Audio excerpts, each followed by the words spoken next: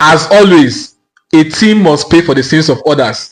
Last time it was Salford that paid for the sins of every other team that has been collecting points from Manchester City.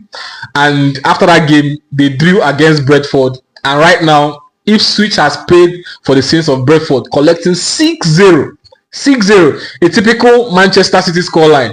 And it is safe to say right now that Manchester City gradually are returning back to winning ways. Looking at their past 6 matches, they have drawn 2 games and they have won 4 out of their past 6 matches, which is actually an encouraging result. So it is safe to say that gradually they are finding their foot.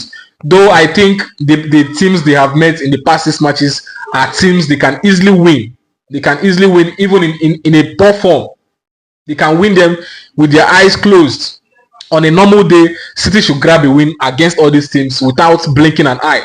So I wouldn't just say City are back to top form. They need to play against top EPL teams, top LI teams in the EPL, the likes of Liverpool, Arsenal, Nottingham Forest, all those teams that are in form right now, Newcastle, Tottenham, all those teams that can actually upset you.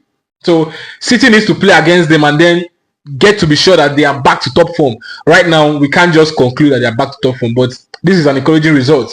And one good news is that they are now back to top 4 with 38 points. They are very much in sight. And even though I know that this season the title has eluded Manchester City, but I still feel they are very much in sight. They are very much in sight. They are just 12 points behind the league leaders, Liverpool.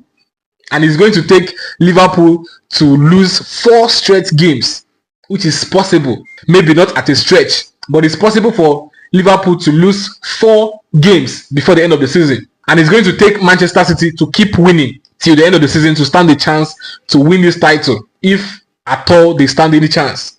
And also, in this condition now, their fate lies on the consistency or inconsistency of Nottingham Forest and the consistency or inconsistency of Arsenal and Liverpool.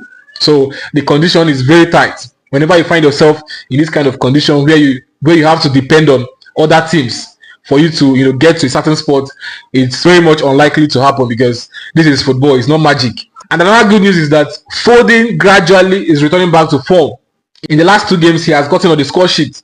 He scored 2 goals in the last match against Brentford and also 2 goals in this match.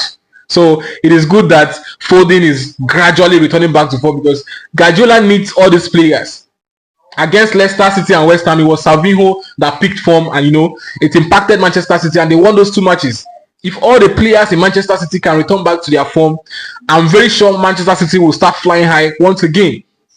And remember, EPL, Guardiola and Manchester City should not win this league. Guardiola has passed through a lot. He has gone through divorce. He has gone through injury problems. He has lost Rodri throughout the season and a lot more.